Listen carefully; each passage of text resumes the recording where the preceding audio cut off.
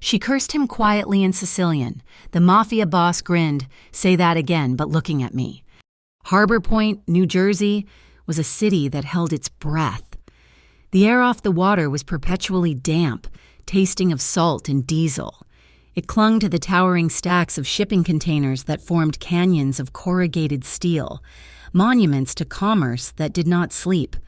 Rain had fallen hours ago, and the streets slicked over, reflecting the smear of neon from the waterfront bars and logistics offices. The port was a place of hard lines and cold metal, a place where secrets were just another form of cargo. Rhea Calder navigated this maze by the weak glow of her phone. At 27, she carried herself with the jittery, focused energy of someone running on stale coffee and pure conviction. She was an independent, investigative podcaster, a title that sounded far grander than the reality of late nights spent in her cramped apartment, editing audio files until her ears bled.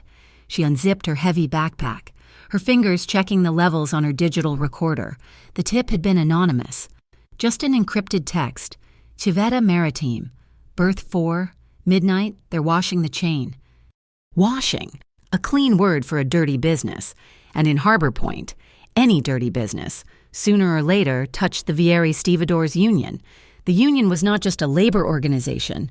It was the circulatory system of the port, controlling every pallet, every crane, every man who worked the docks. And its new heart was Cassian Vieri, 32 years old, the inheritor of a legacy built on iron hooks and closed-door agreements. The rumors on the docks were quiet but consistent. They called him the soft-spoken boss, a man who commanded the city's shadows not with a shout, but with a terrifying quiet that demanded obedience. Rhea slipped past a gap in the chain-link fence, the metal cold and wet against her palms. She found cover behind a stack of rusted red containers, the smell of oxidized metal thick in her nose. She raised the directional microphone, aiming it toward the massive freighter docked at the berth, the groan of the ship settling in the water, the distant clang of metal on metal, the crackle of radio chatter, snippets of Italian cutting through gruff English. She was fishing. She needed audio proof, something tangible to anchor her next episode. Then she saw it. Under the harsh, buzzing glare of the yard lights, a specific container moved. It was painted deep blue, stamped with the discreet, stylized owl logo of Civetta Maritime. Rhea knew that name. It was the respectable, ocean-going face of the Vieri Consortium. She checked the manifest she had photographed earlier from the dispatch office window, her hands shaking slightly. That container, number 772 Alpha, was logged as hold at yard. Yet, here it was, being lifted by a gantry crane, moving smoothly toward a waiting flatbed truck in the dead of night. Outside the official log, this was the wash. She edged closer, adjusting the gain on her recorder, trying to capture the truck's license plate in the low light. She took one step too many onto the open gravel. The crunch of her boots sounded like a gunshot in the humid air. The radio chatter stopped. A shadow detached itself from the side of the dispatch office. It did not move like a man. It moved like a change in the light, a predator's economy of motion that made no sound. Rhea froze, her heart hammering against her ribs, a cold dread washing up from her stomach. The shadow resolved into a man, tall and broad in a dark wool overcoat that seemed too heavy for the damp, but not for the cold authority he radiated. He stopped 10 feet away. This was Cassian Vieri. His eyes were cold, yes, but they were intensely calm. They assessed her not as a threat to be eliminated, but as a puzzle to be solved. There was none of the cheap, buzzing violence she had encountered from low-level thugs. This was something older, heavier, and far more dangerous. A shout erupted from the crane operator high above, his voice thin in the wind. Watch the wet patch spill on 4. A nearby forklift, carrying a pallet of unlabeled barrels, suddenly skidded on a patch of slick asphalt and diesel. The heavy machine fishtailed, its 2-ton counterweight swinging wide, its steel forks gleaming and sharp, pivoted directly toward where Rhea stood paralyzed. She did not even have time to scream. Cassian moved in a blur. He closed the distance in 2 strides, his arm locking around her waist like a steel band. He did not just push her, he pivoted, hauling her bodily off her feet and out of the forklift's lethal path. They slammed hard into the corrugated metal wall of a container. The impact rattled Ria's teeth, driving the air from her lungs in a painful whoosh. She was pinned between the unyielding steel and the solid, unmoving wall of his chest. The recorder flew from her numb fingers, clattering onto the asphalt, the forklift operator. Oblivious to the near miss, cursed and righted his machine. Cashin did not release her immediately. He held her there for a second, his breath warm against her temple, the scent of expensive cologne, coffee, and the cold night air filling her senses. Then, slowly, he bent down, his body still shielding hers. He retrieved the microphone and the recorder.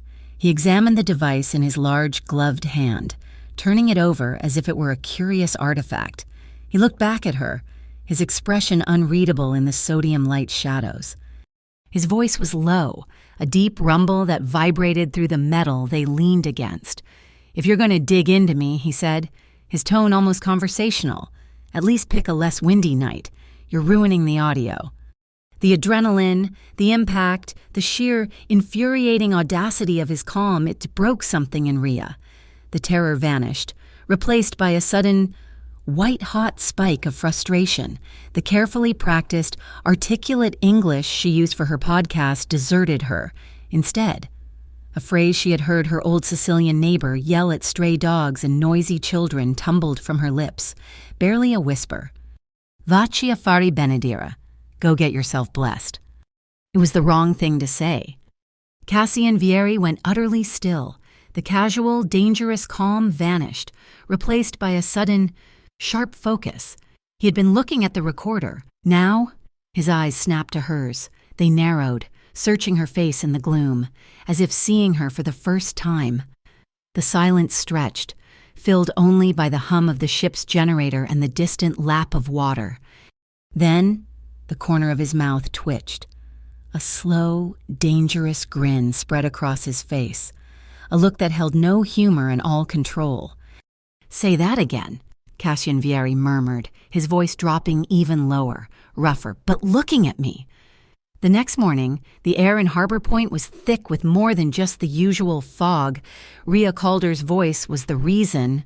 Her podcast, Harbor Point Unboxed, had detonated overnight, climbing the regional streaming charts. Her crisp, incisive questions echoed in the earbuds of dock workers, office clerks, and city hall politicians.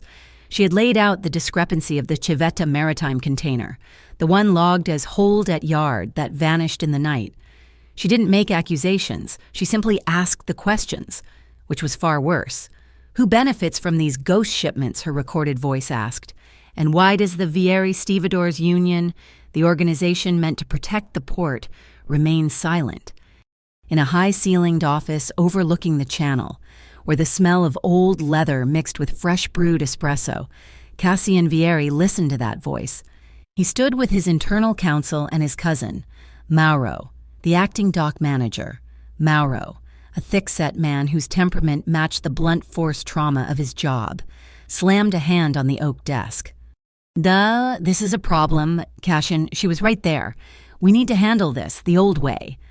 Cassian silenced him with a quiet, level gaze that was more effective than a shout. "The old way is sloppy. Mauro, it's loud. That's why we have this problem." He turned to his lawyer. "She's not using muscle. She's using data. She's smart." He looked back out at the gray water, at the unending line of cranes. "Let me handle this. My way. The clean way." Ria, meanwhile, was running on the adrenaline of her newfound reach. Her laptop pinged, a new encrypted message from the same anonymous source that had sent her to the docks. It was short. "Follow the money, not the boats. Aegis Harbor Services, Kestrel Endowment." The names were new. Aegis sounded like 100 other bland logistics companies that littered the waterfront. Kestrel Endowment sounded like old money, respectable, philanthropic. She bundled up against the harbor damp and headed for the Port Authority Commerce Chamber. a hulking concrete building that housed the city's shipping archives. She requested the incorporation data and operational manifests for both entities from the analytics and storage desk. The clerk, a man with a perpetually bored expression, typed in the names. His boredom vanished. "Sorry, ma'am, I can't pull those files." "They're public record," Rhea countered, her journalistic instincts flaring. "Not anymore. They're under a temporary hold." "By who?" "The Federal Commerce Integrity Commission?" A new voice, quiet and precise, spoke from behind her. "That would be us." Rhea turned. The woman was dressed in a severe charcoal suit, her hair pulled back in a bun so tight it seemed to pull at her skin. Her eyes were sharp and missed nothing. "Agent Maya Knoll, FCIC." She gave Rhea a look that was neither friendly nor hostile. It was an assessment. Knoll stepped closer, forcing Rhea to take a half step back, creating a bubble of forced intimacy. "You're making a lot of noise. Miss Calder. It's a cloud war you're looking at. My advice, don't get pulled under the water." The warning was delivered flat, without emphasis, and it chilled Rhea more than the wind off the bay. Cassian was not idle. He bypassed Morrow, who he suspected was either incompetent or compromised, and went directly to the consortium's chief accountant.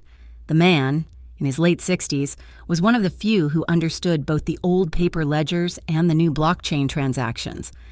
"The Civetta manifests are clean, boss," the accountant reported, not looking up from his screen. "Look at the service payments, not the cargo," Cassian said. "The fees for customs, for handling." The accountant's fingers flew across the keyboard. The silence in the room stretched, filled only by the rhythmic ticking of a ship's chronometer on the wall. "Finally," the accountant paused. "Well, that is new. Tell me." "The last 6 handling contracts for Civetta weren't paid by wire transfer. They were settled via tokenized NFT bills of lading. It's fast, very clean, almost untraceable." "Who received the payment?" Cassian asked, a knot tightening in his stomach.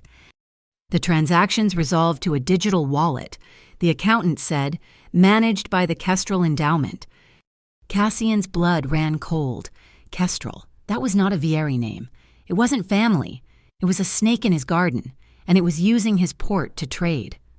Blocked by the feds, Rhea went back to the field. She found the offices of Aegis Harbor Services in a rusted tin warehouse near the old fish market. The door was unlocked. Inside, a single desk sat empty, but a clipboard hung on the wall. It was a loading manifest. She stared at it, her heart sinking. The destinations weren't just missing. They had been chemically bleached from the paper, leaving white, puckered scars where the ink should have been. She raised her phone, the camera app open to document the destruction of evidence. "You're gonna get someone fired." Rhea gasped. Spinning around, Cassian Vieri was leaning against a stack of empty pallets, watching her. He had made no sound. He walked toward her, his hands in the pockets of his tailored coat. He didn't lunge for the phone. He simply held out his hand. When she hesitated, he plucked it gently from her grip. She tensed, bracing for him to smash it. Instead, he looked at the photo she had just taken. He zoomed in. In the background, reflected in a window, was the face of an elderly dock worker eating his lunch. Cassian methodically tapped the screen. Opening the edit function, he applied a blur, completely obscuring the worker's face, turning it into an anonymous smudge. Then, satisfied, he deleted the original. He handed the phone back to her. "I didn't erase your proof," he said, his voice a low rumble. "I erased the collateral damage. That man has 3 kids. He didn't bleach that sheet. He's just trying to survive a shift." Rhea stared at him, the narrative in her head fracturing. This was not the act of a man covering his tracks. It was the act of a king protecting his pawns. "You're digging, Miss Calder. I respect that." He stepped closer, the air between them charged, smelling of wet metal and the salt of the tide. "But you're digging in the dark, and you're about to hit a gas line. You're going to get a lot of innocent people blown up." "Is that a threat?" "It's an offer." He was very close now. "You can dig anywhere you want, but you don't burn my people. You don't put their faces, their names, or their families on your show. They are off limits." Rhea narrowed her eyes. "And what do I get in return for this consideration? The records warehouse, Building 7, the real manifests, not the bleached copies. I'll open it for you for 3 hours. You can see everything." She felt the hook. He was offering her the key to the entire story, the catch. "You don't release a new episode for 48 hours. Cassian said, "It gives me time to move my people out of the way of whatever it is you're about to unleash." He was offering a trade, her silence for his truth, a compromise that felt both like a lifeline and a leash. She looked up at him, at the man who commanded the city's shadows, the man who had just protected a worker's identity before destroying evidence. "I don't sign gag orders. Mr. Vieri," Rhea said, her voice hard. A flicker of disappointment, almost undetectable, crossed his face. "But," she continued, the corner of her mouth lifting in a defiant half-smile, "I do like open doors." The 48-hour truce felt heavy, like the damp air that settled over Bayview Row. Rhea did not go to the records warehouse. Not yet. She went to the fish market first, walking the streets adjacent to the docks, where the smell of briny water and old fish was ground into the pavement. This was where the families of the seasonal stevedores lived, in narrow row houses pressed together, paint peeling in the salty air. She found them on their front steps, sharing cigarettes and coffee in cheap styrofoam cups, single mothers, mostly, whose survival depended on the unpredictable rhythm of the ships. Rhea turned on her recorder, keeping it low, conversational. She asked about the work, the pay, the union. They spoke of Cassian Vieri with a complicated mix of fear and reverence. He was the boss, but he was also the man who ensured the union's hardship fund paid for a funeral or a new pair of work boots. "We just want the work, honey," one woman, her face etched with exhaustion, told Rhea, her name was Maria. "We don't need no trouble. Trouble means the ships stop. The ships stop. We don't feed our kids. We don't want no war on the docks. Collateral damage." Cassian's words echoed in Rhea's ears. These women, these children, were the faces he had warned her about. A mention of safety brought a sudden chill to the conversation. "It's always safe," another woman muttered. "They call it an incident. They sign a paper and a man is gone." The word incident struck Rhea like a physical blow. The damp street dissolved, replaced by the memory of her own mother's kitchen table. 20 years prior, her father, a crane operator, had been the best. Until the day a cable allegedly snapped. An incident. It was never investigated. Not really. The port authorities, citing union jurisdiction, had closed the file in less than a week. Her father's name was reduced to a footnote in a safety report. Rhea could still see her mother, sitting perfectly still, holding a single-framed photograph of the old port, her husband, a tiny figure waving from the cab of his crane. That photo was still on her mother's mantle. This was not just a story for Rhea. It was the unearthing of a grave. Miles away, in the hushed, cool confines of the old San Ruggiero chapel, Cassian Vieri lit a candle.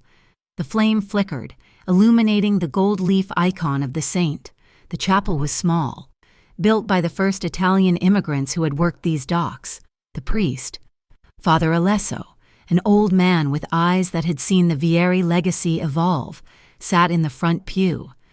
"The port is a living thing, Cassian," the priest said, his voice a soft rasp. "It needs to breathe." "It's choking, Father," and Cassian replied, not turning from the flame. "In the past, on my family's past. You seek to clean it. I seek to make it legitimate, to make it last. But the cost. The cost of cleanliness might be the family itself. And the cost of tradition," the priest countered gently, "that cost is paid by others, like the families in Bayview." Cassian had no answer for that. He left the chapel and drove to the Pier 9 rec center. The sharp, rhythmic snap of speed bags and the thud of gloves on heavy canvas greeted him. The gym was loud, bright, and smelled of sweat and liniment. He funded this place, kept the lights on, paid for the equipment. He watched a teenager, thin but wiry, work the focus mitts with a trainer. He was keeping these kids off the street corners, away from the easy money and the quick violence of the gangs that operated on the fringes of his own territory. He was trying to stop the cycle. His phone buzzed. He knew the number, and he stepped outside. Salvina. The voice of his aunt, Salvina Vieri, was like cut glass. She was the matriarch, the keeper of the old ways, the true believer in their history. I hear you are entertaining a journalist, nipote, nephew. She used the word like a weapon. I hear you are opening doors that were sealed by your grandfather for a reason. The locks are rusting, Aunt, the world is watching. Let them watch. We are the Vieri. We do not bow to gossip.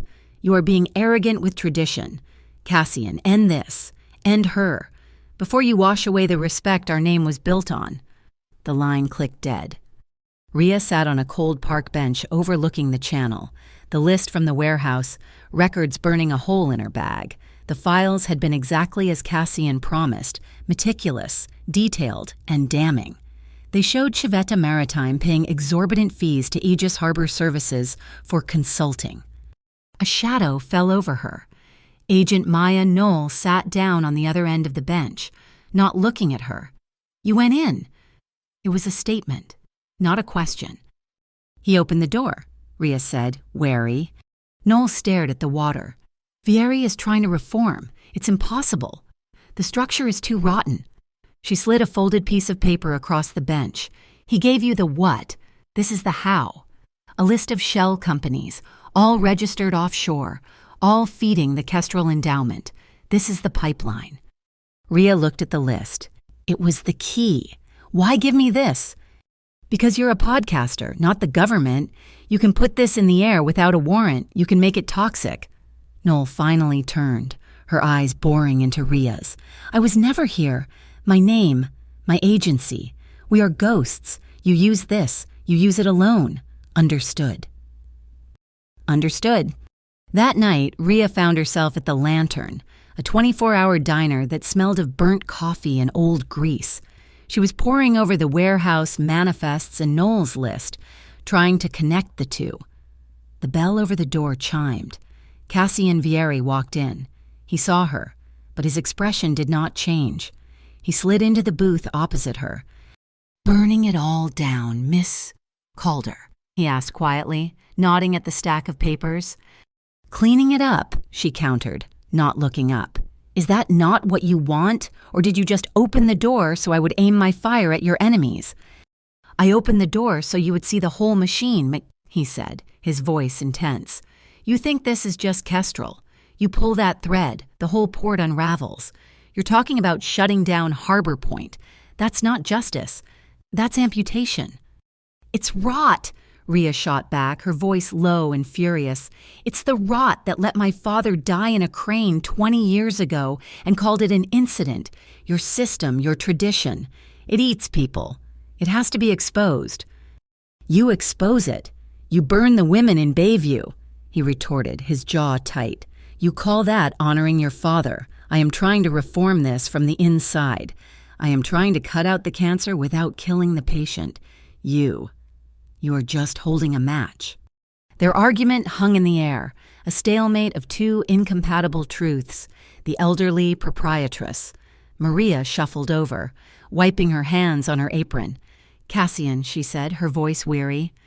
Rhea watched, baffled. As the Mafia boss vanished, the tension drained from Cassian's shoulders. He turned to the old woman, and when he spoke, it was in Italian. His voice so soft, so gentle. It seemed impossible it came from the same man. He asked about her arthritis. He told her she was working too late, that her son should be helping. He smiled, a real, unguarded smile, and placed a hand over hers on the counter. Rhea stared, her righteous anger faltering. She'd only ever heard Sicilian as a curse, a hard, sharp thing. His Italian, was the sound of comfort, of family, of a deep and abiding care. She was watching a son, a protector, for the first time. She realized her microphone had only captured the noise. It had missed the man, and she began to question the stark, simple definitions of monster and victim she had held onto for so long. The storm did not arrive. It invaded. It struck Harbor Point just after dusk, a brutal assault of wind and horizontal rain, the sea. Moments before, just a gray chop, turned into a churning, angry mass. At the docks, the world dissolved into noise and water. The tin roofs of the warehouses screamed. The high gantry cranes groaned in protest, their structures dangerously stressed by the wind. The power grid stuttered. Lights flickered across the yard, casting long, frantic shadows before plunging the berths back into darkness. Rhea was caught in it, trying to get back to her car, her thin jacket soaked through in seconds, a sheet of metal siding ripped free from a container stack, cartwheeled past her, slamming into a fence. She was exposed. Rhea, Cashin's voice cut through the howl of the wind. He was there, materialized from the chaos, his overcoat flapping. He did not wait for her. He grabbed her arm and pulled her toward the squat, concrete dispatch building, the only solid thing in the deluge. He shoved the heavy steel door open, pulling her inside, and slammed it shut. The silence was immediate and deafening, replaced only by the muffled roar of the storm outside and the frantic crackle of radios. They were in the port's nerve center. A wall of monitors showed the yard in grainy, rain-lashed black and white. "The channel is closing," Cassian said, ignoring the water dripping from both of them. He moved to a large, backlit glass panel showing the shipping lanes. "We have 2 freighters trying to clear the breakwater, and 1 tanker that lost its mooring." Rhea, still processing the transition from mortal danger to sterile safety, found her footing. This was his world. He was in command. "What can I do?" He seemed surprised by the question. He pointed to a stack of rolled charts. "We need to map the emergency anchorages. The digital system is failing." They worked, spreading the heavy paper maps across the glass table, the only light coming from the flickering screens and the green glow of the radar sweep. The room was small, designed for function, not comfort. Their shoulders brushed as they leaned over the chart. His sleeve was damp and warm. Hers was icy. Rhea's breathing was shallow, rapid. It was not just the cold. It was the adrenaline of the near miss and the proximity of the man beside her. Her hands trembled as she tried to mark a latitude. Cassian stopped, looking at her. He did not say anything. He shrugged off his heavy wool overcoat, the one that smelled of coffee and cold air, and draped it over her shoulders. It was incredibly heavy, a comforting, warm weight. As he settled it, his fingers brushed the skin of her wrist. The contact was brief, accidental, but it sent a jolt straight up her arm, warmer than the coat. She pulled the coat tighter. "This does not change anything," she said, her voice sounding thin. "It wasn't meant to. You are freezing. You're trying to manage me, bringing me in here, showing me the responsible boss, putting your coat on me. You are trying to control my story." Cassian stopped looking at the map. He turned to face her fully, his eyes dark, the fatigue of the long night visible in them. "I just saved your life. Again. And I am trying to save 2,000 tons of crude oil from splitting open on the rocks. I am not controlling your story. Rhea." His voice dropped, losing its command and gaining an intensity that was almost raw. "I'm trying to make sure you have a tomorrow to tell me." The sincerity in his voice disarmed her. The fight she had been bracing for simply evaporated, leaving an awkward, vibrating silence. She looked at his hand, resting on the map. She had seen that hand blur an image, seen it grip a coffee cup, seen it speak in gentle Italian. She reached out, slowly, and put her hand on his wrist. His skin was warm. He looked down at her hand, then back up to her face, confused. She took a breath. "Vacci affari benedire." It came out differently this time. Not the panicked curse of their first meeting. Her voice was low, rough, and held a clear, unmistakable note of mischief. Her eyes were locked on his, challenging him. A slow-burning fuse lit behind his eyes. The exhaustion vanished, the boss vanished, only the man remained. A very faint smile touched his lips. "Say that again," he murmured, his voice thick. looking at me. Vacci affari benedire, she repeated, not blinking, her grip tightening on his wrist. He leaned in. He did not rush. He closed the remaining space, giving her every chance to pull away. She did not. The kiss was tentative at first, a question. His lips were firm, tasting faintly of salt from the storm and the dark coffee she had smelled on him before. It was a kiss of discovery. Rhea felt a lifetime of defenses, of righteous anger and journalistic detachment, simply dissolve. She responded, and the kiss changed. It deepened, becoming sure, solid. He was not talking, he was answering. His other hand came up, not to grab, but to cup the back of her neck, his fingers lacing into her damp hair, tilting her head, her back pressed against the wall of flickering monitors, the glass cool against her rain-soaked shirt. The light from the radar swept across them, a rhythmic pulse of green, illuminating them in brief flashes. Rhea's hands moved from his wrist to his shoulders, gripping the fabric of his shirt. It was a surrender to a gravitational pull she had been fighting since she first saw him in the shadows. The dynamic shifted, a gentle intensity taking over. It was the push and pull of the tide outside, a rhythm of fierce need balanced by a profound, unspoken tenderness. Every touch was deliberate, every pressure an affirmation. It was a silent, breathless conversation, confirming they were both present, both consenting, both equally lost in the sudden, undeniable truth of the moment. The storm outside roared, but in the small, flickering room, the only sound was their breathing, quickening, matching. Slowly, he eased back, but did not let her go. He rested his forehead against hers, his eyes closed, his breathing was unsteady. "You are," he whispered, his voice rough, "an ocean of trouble." "And you," she breathed back, "are a liar."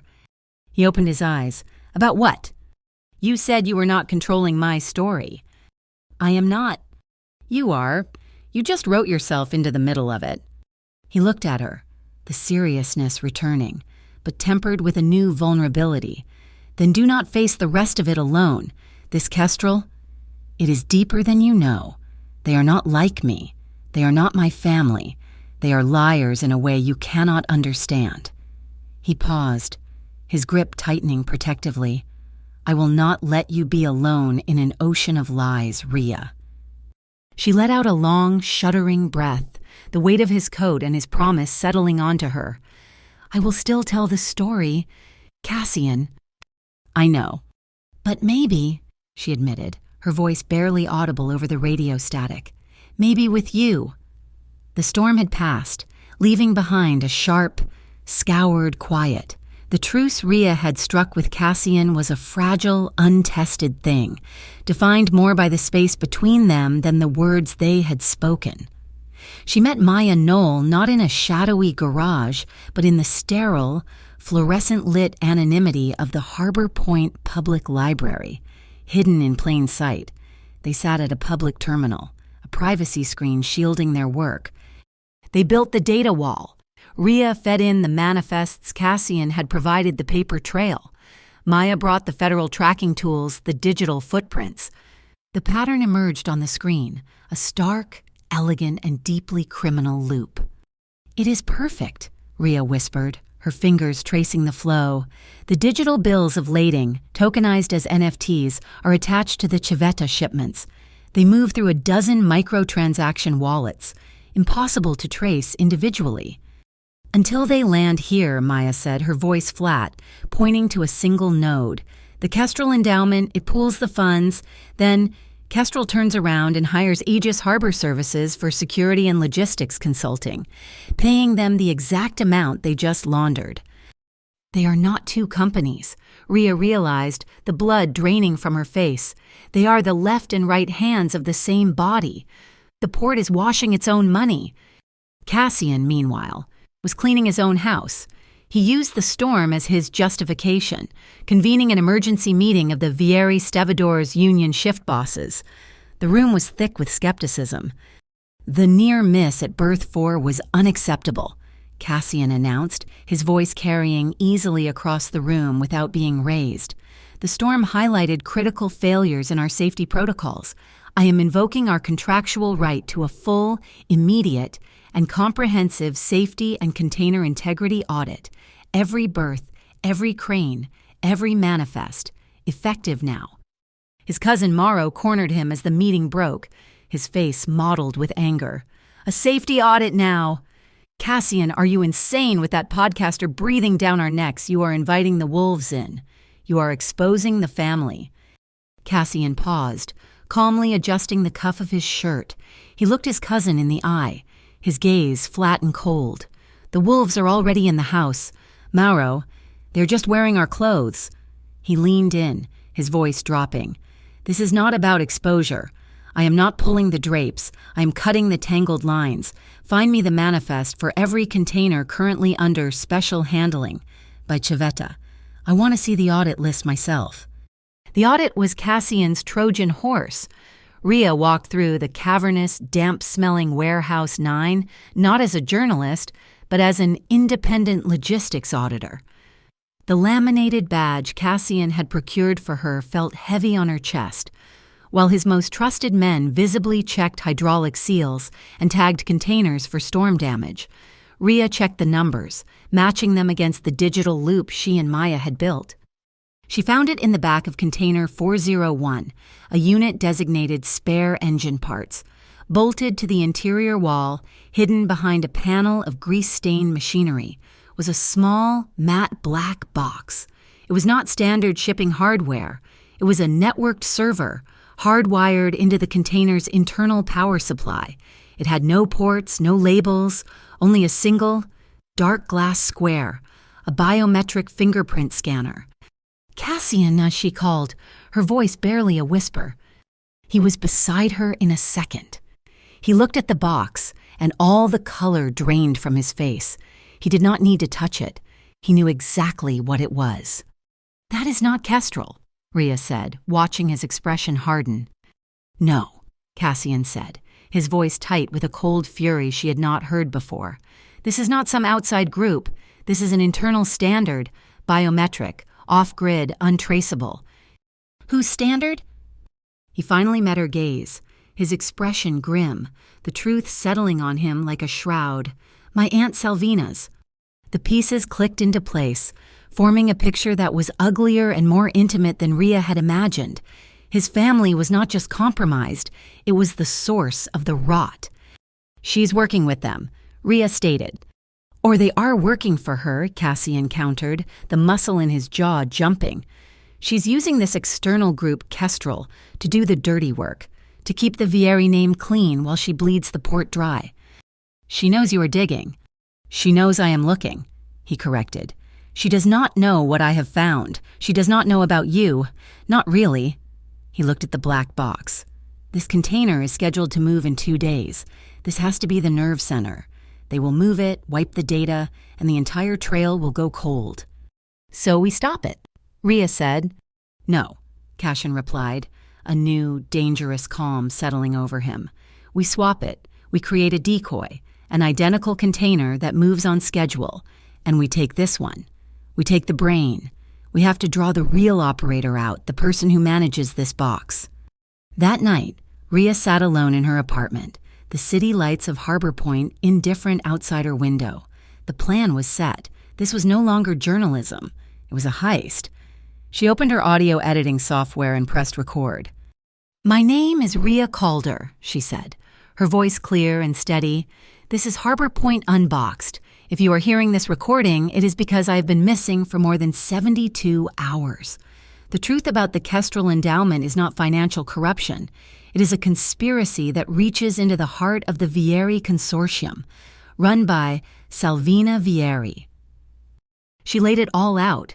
The NFT loop, the shell companies, the black box. She named every name she had. She saved the file, encrypted it, and set it to auto-publish on a timer. It was the only insurance she had, a dead man's switch. The night of the swap was cold, the air sharp with the smell of the clean, swept sea. Cassian found her by the rendezvous point, a dark stretch of chain-link fence by the rail yard. He did not speak. He just reached inside his shirt and pulled out a small, worn silver medallion on a simple, dark chain. It was a Saint Christopher, the patron saint of travelers. It was old, the details softened by years of wear. "My mother gave this to me when I first started working the docks," he said, his voice low. He pressed it into Rhea's palm. The metal was warm from his skin. "Cassian, I cannot take this." "Do not argue," he said, his voice rough. "We are about to steal a 20-ton server from my aunt. We need all the protection we can get." He gently closed her hand over it with his own. "Just trade luck with me, Rhea, for one night." She nodded, unable to speak, and slipped the chain over her head. She tucked the warm silver beneath her shirt, a secret weight against her heart. As they moved toward the waiting truck, neither of them saw the dark sedan parked half a block down, hidden in the deep shadow of a loading crane. A man sat in the driver's seat, not watching them, but watching the container yard. His face was sharp, nondescript in an expensive, forgettable way. He was checking the time on a platinum watch. His name was Elior Pike, and he was the chief financial broker for the Kestrel Endowment. He was waiting for a server to be delivered. He rounded the corner of Warehouse 9, the headlights cutting through the darkness, and hit the brakes. The air hissed. A line of 3 black SUVs blocked the service road. They were parked nose to tail, an impassive, dark metal wall. Cassian's heart turned to ice. A figure stepped out of the lead vehicle, illuminated by Cassian's own headlights. It was Mauro. His cousin looked pale, his heavy frame rigid with a fear that was more dangerous than aggression. "Sorry, Cassian," Mauro yelled over the idling engine, his voice thin. "This is a family business. Salvina's orders. Just get out of the cab." Men spilled from the other SUVs. They were not Vieri men, not union dock workers. These were hired muscle, men with hard, anonymous faces, their hands inside their jackets. Cassian's eyes swept the yard. To his left, the massive, dark shape of a freighter. The Harbor Queen was moored. To his right, the automated liftgate controls for the rail spur. He was boxed in. "Mauro, call them off," Cassian yelled, his hand moving to the dash. "This is not our way." "It is now," Mauro shouted back, taking a step away as the armed men advanced. Cassian did not reach for a weapon. He laid his palm on the truck's air horn and did not let up. A deafening, shattering blast of sound ripped through the night, a roar loud enough to shake the fillings from their teeth. It was the sound of a container ship in thick fog, amplified by the canyons of the yard. Mauro's men flinched, hands flying to their ears, their professional composure broken. In that split second of auditory chaos, Cassian slammed the truck into reverse, the cab lurching. He did not back up straight.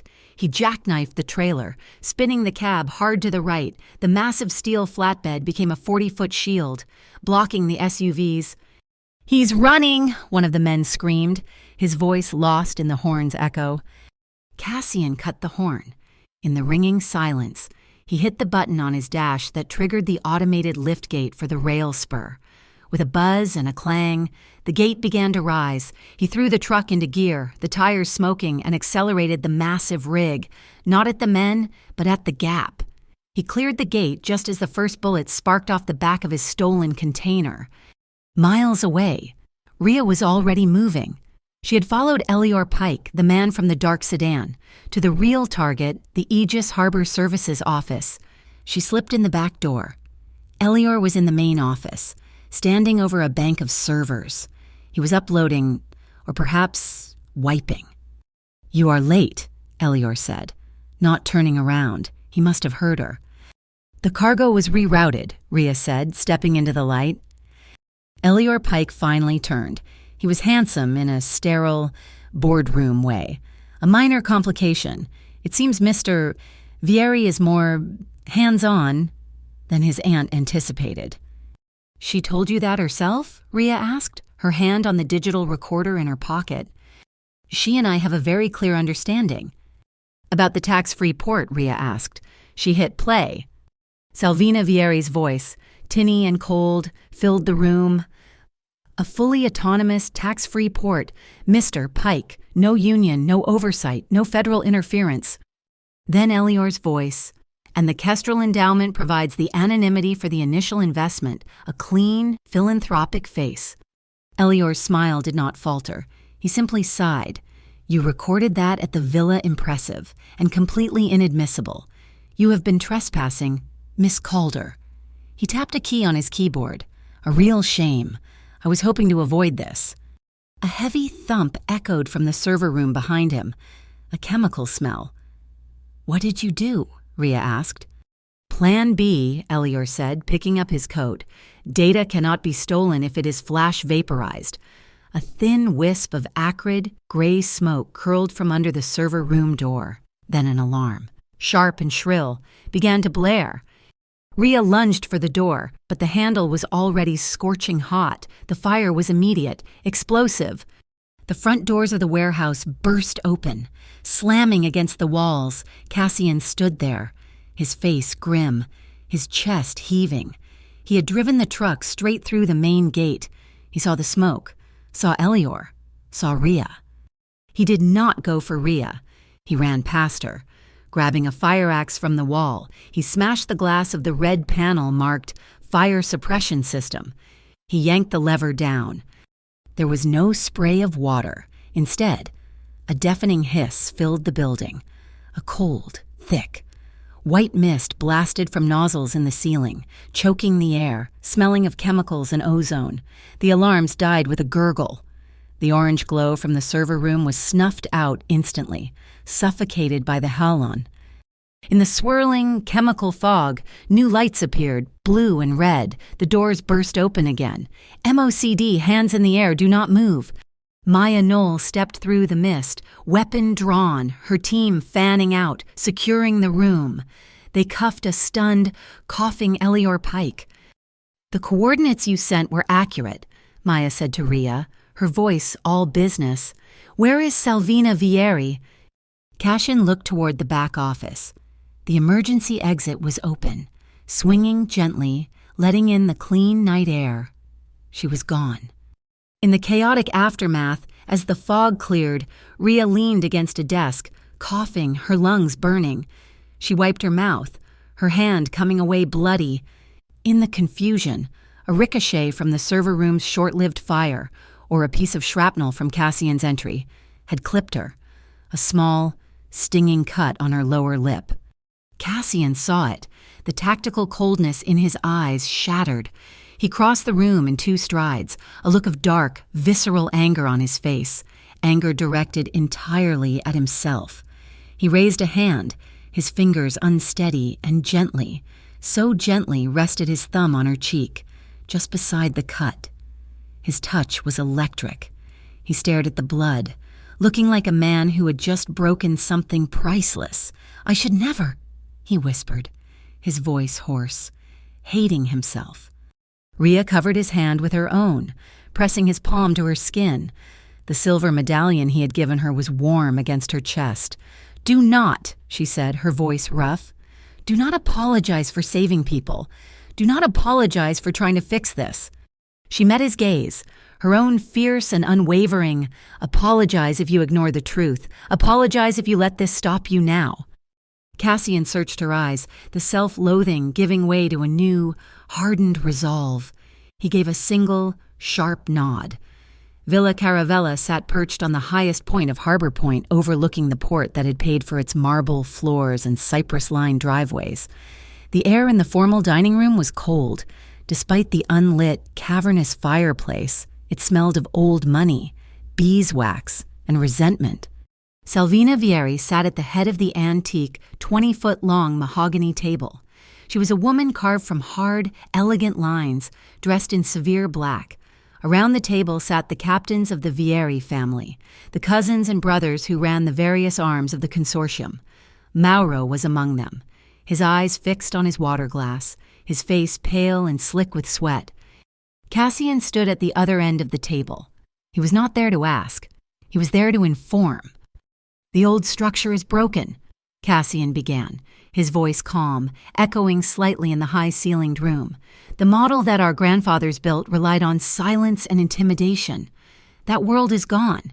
The FCIC has Elior Pike. They have the server. The Kestrel endowment is blown wide open. A nervous murmur went around the table.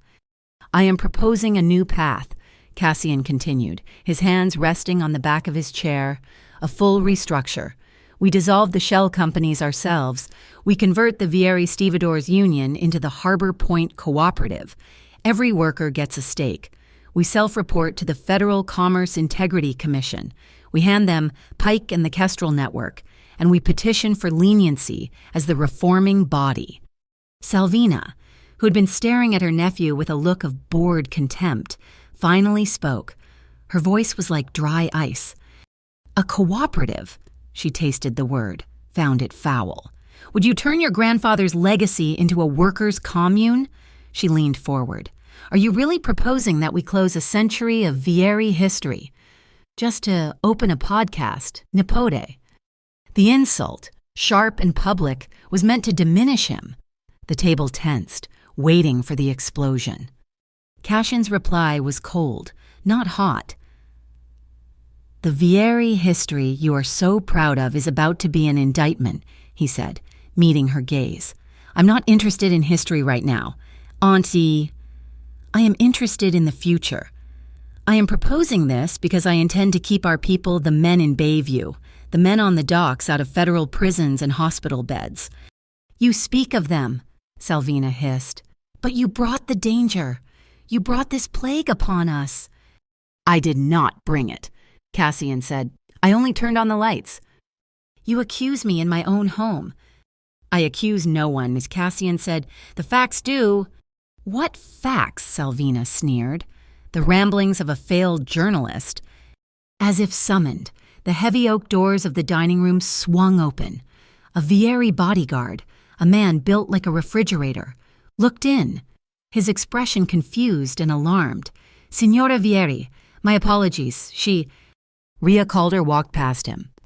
She was not dressed for a family war. She wore simple dark slacks and a knit sweater, Cassian's silver medallion a hidden weight beneath it. She looked small and profoundly out of place in the opulent room, but she walked with a purpose that silenced every man at the table. She did not look at Cassian.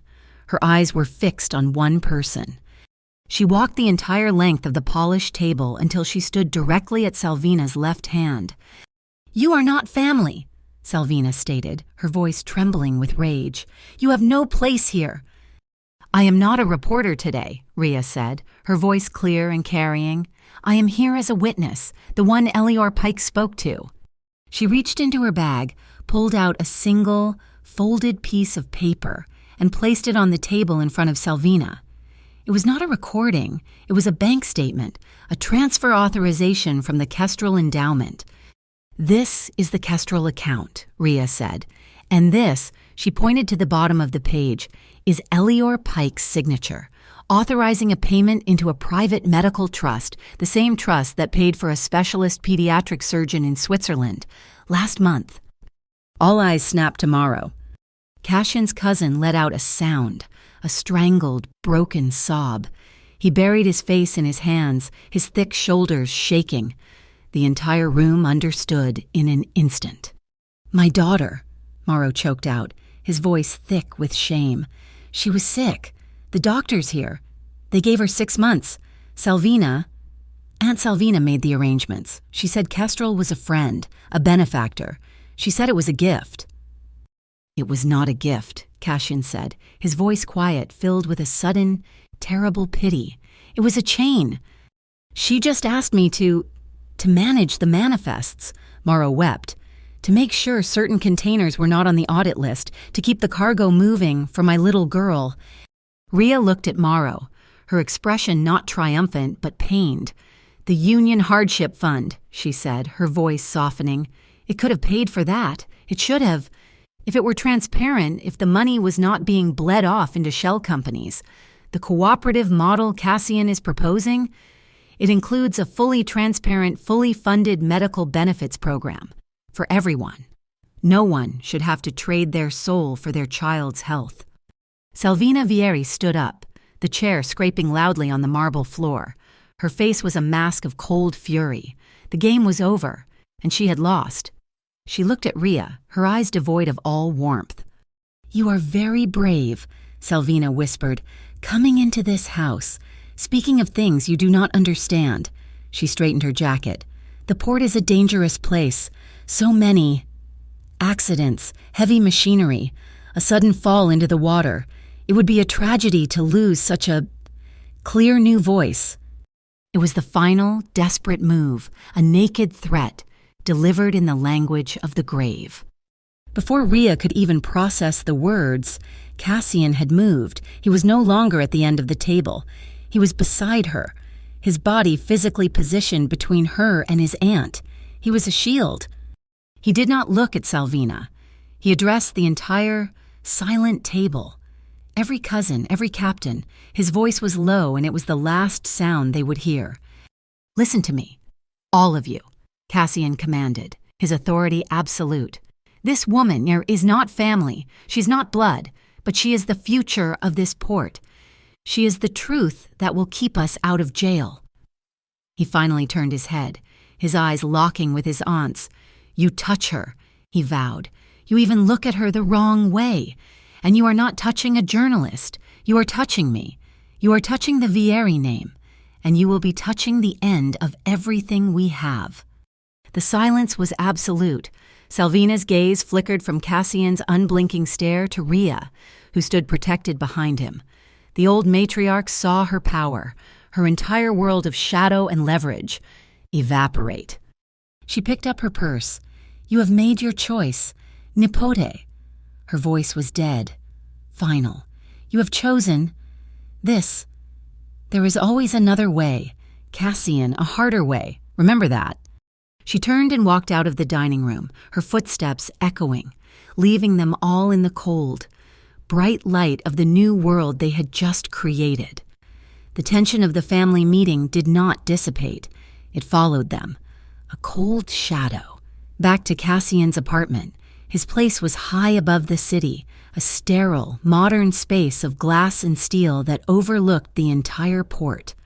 The gull-span bridge stretched out below, a web of glittering, indifferent lights. From this height, the container yard looked like a child's toy set. A low, mournful sound echoed through the glass, the foghorn of a ship entering the channel. A long, drawn-out sigh. Ria paced the floor, her arms wrapped around herself. The silver medallion was a warm spot against her skin. A strange comfort. She had the audio file of Salvina's threat. She had Maro's coerced confession. She had the Kestrel data. She had the unpublished podcast episode, her dead man switch still waiting on her server.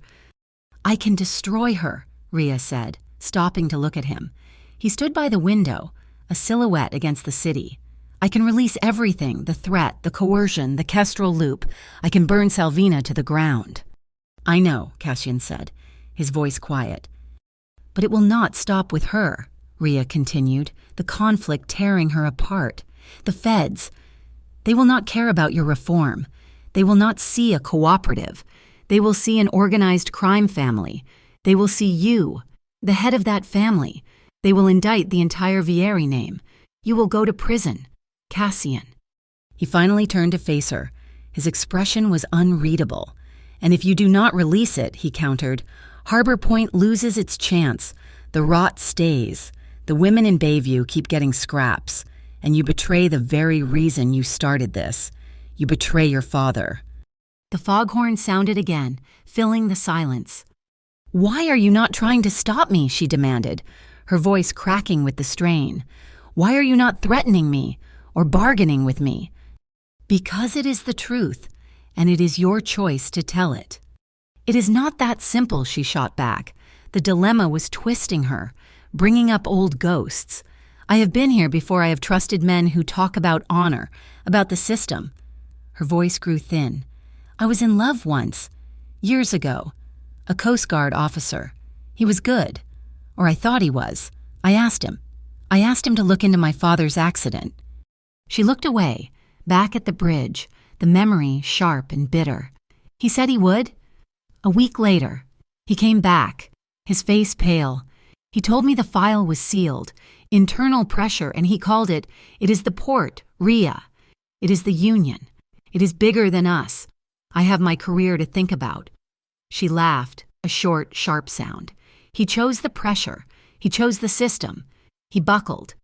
She turned, her eyes flashing, accusing. You are the system, Cassian. You are the Vieri name. You stood up to your aunt, yes. But when the full weight of the federal government comes down, you will do what you have to do. You will choose the legacy. You will protect the name. You will make a deal. And the real truth, my father's truth, will be buried all over again. He did not flinch. He walked toward her, slowly, until he stood directly in front of her. My father died when I was 19, he said, his voice low, intense. I was a kid. Salvina and the old guard. They sat me down at the head of that same mahogany table. They told me there was a problem. A rival line was undercutting our contracts. They wanted me to handle it the old way, the way my grandfather would have. To bury the problem so deep it could never be found. And did you? She whispered. I almost did, he confessed, and the admission seemed to cost him. I wanted their respect. I wanted to be the man they expected. But I looked at the man I was supposed to silence. He was not a monster. He was just a businessman with 2 kids, and I could not do it. I refused. What happened? I made a deal instead, Cassian said, a muscle in his jaw tightening. I paid him out of my own inheritance to merge with us. My aunt, my family, they were furious. They called me soft. They said I was weak, that I had disrespected the tradition. I have been fighting them, trying to pull this family into the light for 13 years. They have hated me for it every single day. He looked down at her, his gaze unwavering. I am not the Coast Guard, Ria. I did not buckle under the pressure. I am the pressure. I am the man fighting back. And I am not asking you to be silent. I'm asking you what we will do next. The anger, the fear, the lifetime of suspicion in Ria, it finally broke. She saw him, not the boss, not the system, but the man, the other reformer. We set the rules, she said, her voice finally steady. The truth comes first, all of it. We expose Salvina. We expose Kestrel and Elior Pike. We hand the feds the criminal conspiracy. But, Cassian picked up, understanding her. But, she affirmed, we craft the story. We tell it our way. We make it clear who the victims are. The workers, Mauro's family, the men on the docks. We protect the innocent. We do not burn the port to the ground. We expose the rot. But we save the patient. Together. A profound exhaustion suddenly hit her. The adrenaline of the past week draining away, leaving her weak. She swayed, and Cassian's hands were there, steadying her, his grip firm on her arms. She did not pull away. She leaned into the support. She rested her forehead against his chest, inhaling the scent of him, the simple, solid reality of him. He held her, his arms wrapped around her, pulling her close, a gesture not of passion, but of pure, unadulterated protection. He led her to the sofa that faced the massive window. They sat, and he drew her back against him, her back settling against his chest, his arms wrapping around her waist, cocooning her. His chin rested lightly on the top of her head. He took her hand, lacing his fingers through hers. They sat in silence for a long time, watching the lights of the Gullspan Bridge, listening to the distant, lonely sigh of the foghorn. The air in the room was thick with unspoken desire, a powerful, tidal pull that was held in check by something far stronger trust. This was not the frantic, desperate kiss in the storm. This was slow. This was a promise. This was the quiet, terrifying intimacy of alliance. Ti fidi di mi. He whispered into her hair. You trust me. I am trying, she whispered back, her voice thick. I'm so tired of fighting. He kissed her temple, a simple, warm pressure. Allura riposa, then rest.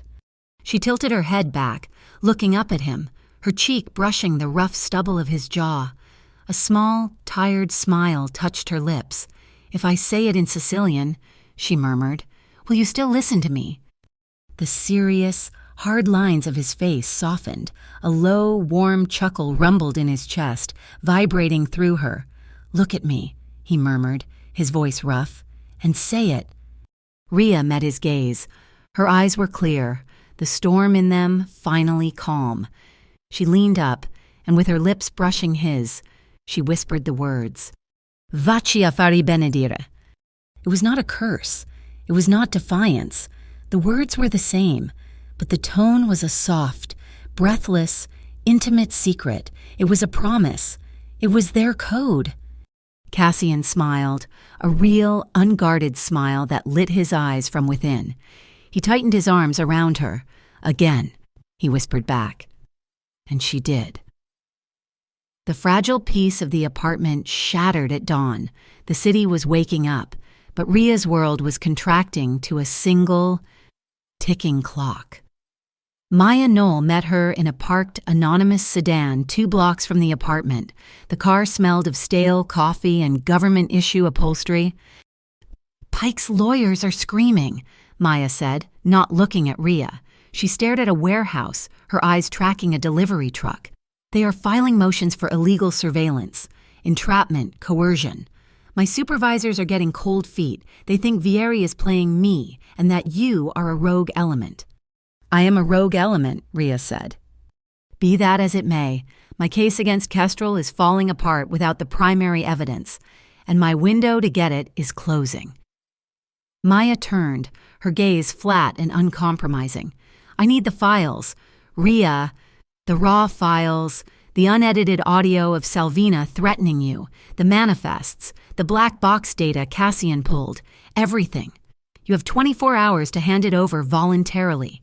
After that, I come back with a federal warrant and I seize everything. Your apartment, your servers, your masters.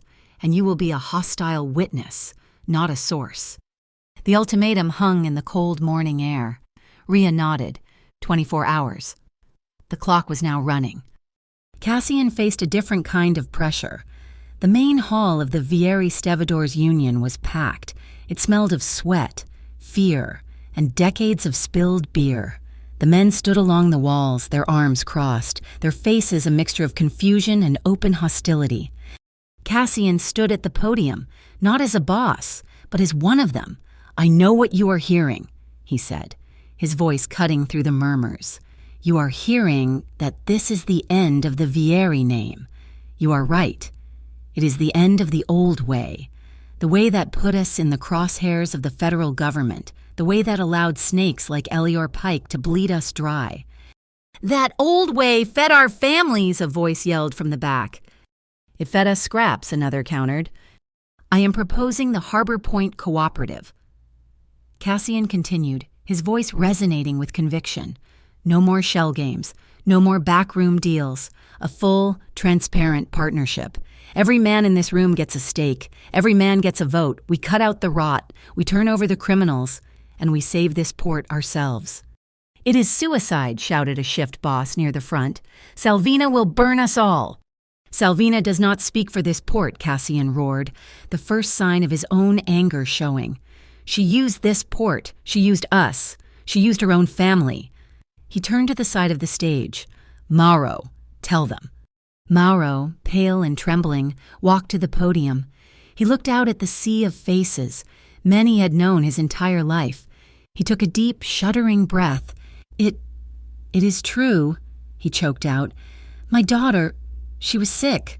Salvina, she made a deal. She paid for the surgery, and in return, I buried the manifests. I helped her and Pike use Kestrel to launder money. She used my little girl to leverage me." A heavy silence fell over the room. Cassian is telling the truth. He's trying to save us, not sell us out. I stand with him. The tension broke. The vote was called, a slow, agonizing show of hands. First a few, then dozens. It was close, painfully close, but it passed. The cooperative was born, a fragile, new thing in a hostile world. But Salvina was not done. She and Elior Pike stood on the teak deck of a sleek, dark-hulled motor yacht docked at the deserted wharf C. The night was cold, a light drizzle misting the air, blurring the lights of the distant city. "My nephew has signed his own death warrant," Salvina said, her voice tight with venom. "That vote means nothing." "The vote is a tantrum," Elior agreed. Adjusting his cuff, he held a silver, briefcase-sized hard drive. "This is what matters. The true ledger. The biometric server was a decoy. My dear, this holds every Kestrel transaction, every offshore account, every payment. It is the real key." "Just finish it," Salvina ordered. "I want to be in international waters before that journalist's podcast airs." "We are uploading the wipe command now," Elior said, gesturing to a laptop. "In 10 minutes, the entire Kestrel network, including this drive, will be nothing but digital noise, and we will be gone." The intel on the yacht came from Mauro. He had set up the meeting. He gave Cassian the time and place. Wharf C was a ghost town. The drizzle had thickened, and the sweep of the single security spotlight barely penetrated the fog. Rhea felt the silver medallion under her shirt, a small point of warmth. She was wired for sound, a tiny microphone clipped to her lapel. Cassian, beside her, wore a single, high-definition button camera. Maya and the MOCD team were staged 3 blocks back, listening, waiting. "They have to be caught with the drive," Cassian murmured, his breath plumbing, "or they both walk, and the money is gone forever." "So let us go say goodbye," Rhea said. They separated. Cassian melted into the shadows of the container stacks, circling wide. Rhea walked straight up the service road, her boot heels clicking, an impossibly brave small target in the vast empty yard. Elior Pike stepped off the gangplank, an amused, arrogant smile on his face. "Miss Calder, an unexpected pleasure. Have you come to surrender your files in person?" "I came to see the ending," she said. His smile vanished. His eyes dropped, tracing the faint outline of the wire beneath her jacket. "How?" he whispered, his voice full of contempt. "Unspeakably stupid of you." He grabbed her arm in a steel grip. He was not a fighter, but he panicked. He twisted, dragging her off balance, shoving her backward toward the edge of the wharf. The black, oily water churned just inches behind her heels. "Drop the recorder, or I will drop you. It is that simple." "Let her go, Pike." Cassian emerged from the fog. He stood 20 feet away, his hands raised, palms open, showing he was unarmed. The button camera was a single, dark eye, recording everything. "The righteous boss," Elior sneered, his grip tightening on Rhea, pulling her closer as a shield. "Come to save the damsel, I have the drive. Vieri, it is all being erased. You have lost." "It is me you want," Cassian said, taking a slow step forward. "I am the name. I am the port. She's just a reporter. Let her walk. Take me. It is a much better trade." Elior hesitated, caught between 2 prizes. Rhea broke the stalemate. Her voice was not scared. It was cold, precise. "He's right, Elior. You should be worried about him, but you should be terrified of me." "You have nothing," he shouted. "Account SGB 4429, Rhea said, reading from a code she had memorized. "Sovereign Trust Belize, the account you have been skimming from Salvina's share of Kestrel, the one she does not know about, your personal retirement fund." Elior Pike went utterly still. The color drained from his face. This was not in the plan. She knew. On the yacht's deck, Salvina saw the standoff. She saw Elior falter. She knew. In that instant, it was over. She turned, moving to the helm, toward a small, red console button, the scuttle command, to destroy the drive, the yacht, the evidence, all of it. "No!" A figure burst from the yacht's cabin. It was Mauro. He lunged, grabbing his aunt's hand just as her fingers stabbed down. He wrenched her arm back, breaking her grip. "No more," he gasped, shielding the console. "It is over, Aunt, no more." On the dock, Elior saw the struggle. He was trapped. Rhea seized the moment. She locked her eyes on Cassian. It was the signal. "Vaci affari benedire," she said, her voice clear. sharp and carrying in the misty air. Cashin's gaze met hers. The camera was live, the audio was recorded. He gave a single, almost imperceptible nod. "Say that again," he commanded, his voice a low rumble, looking at me. It was the trigger. The night exploded. "FCIC MOCD, hands in the air, do not move." Floodlights from the surrounding cranes blazed to life, turning the fog-shrouded wharf into a bright, chaotic stage.